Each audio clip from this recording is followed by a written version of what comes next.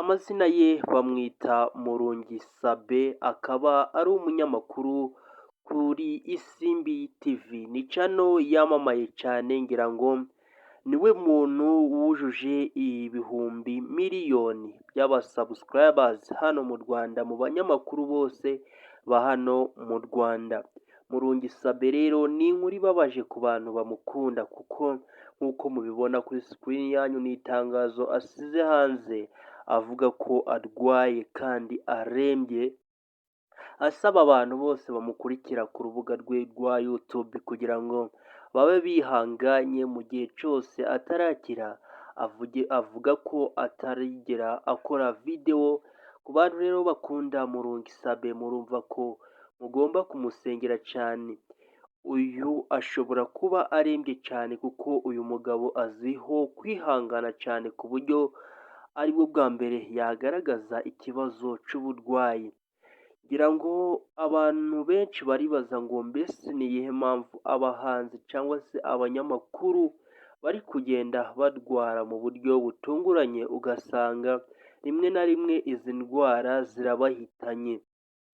Ese ni iki kiri gutuma aba bantu dukunda kandi b'ibyamamare bari kurwara mu gihe gitoya, ubundi ugasanga indwara barwaye igihe gitoya irabahitanye? Ngira ngo hasize iminsi mikeya twumvishe urupfu rw'umuhanzi Kitoko, ni nyuma gatoya yuko nanone twari twumvishe urupfu rw'umuhanzi w'umugore wo bitaga Dore Imbogo. None uwo bita Murungi Sabin nawe agaragaje ibimenyetso by'uburwayi.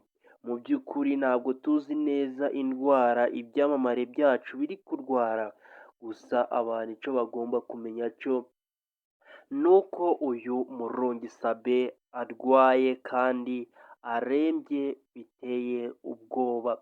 Ese biragaragara ko uyu Murungi Sabin aribwo bwa mbere yagaragaza uburwayi? Ikindi gihe yabaga arwaye ariko akihangana akaza mu kazi, ariko nimba bigeze aho gutanga itangazo abwira abantu bamukunda yuko urubuga rwe abaye aruhagaritse kugeza igihe cyose azumva afite akabaraga ko kuba yagaruka agakora ibiganiro.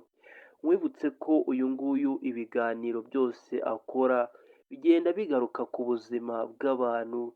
Ngira ngo abantu benshi bashaka kuvuga ubuzima bwabo, cyangwa se ushaka kumva ubuzima bw'abantu b'ibyamamare byo mu Rwanda, nta handi wakura ayo makuru ni kuri Isimbi TV. Ikaba anariyo mpamvu iyi channel yamamaye cyane, kubera ko benshi bayishakaho amakuru y'ubuzima bw'ibyamamare.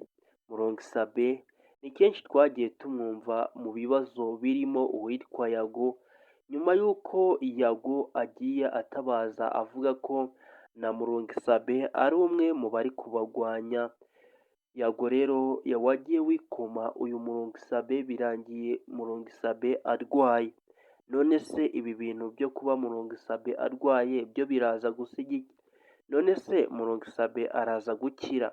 None se adakize byo byaba ari ibiki? Nshimiye buri muntu wese twabanye mu ikiganiro. Je nitwa Kingman, ndagushimiye weho twabanye kuva dutangira kugeza dusoje. Tuzongere tubane n'ayandi makuru yose mba natambukijeho ku iyi channel. Ugomba kuyakurikira, gusabe gukora subscribe, ukareba nimba wakoze no kunzogera, kugira ngo buri nkuru yose isohotse uje urahita uyibona. Mwakoze kunkurikira, ayandi makuru naho ubutaha.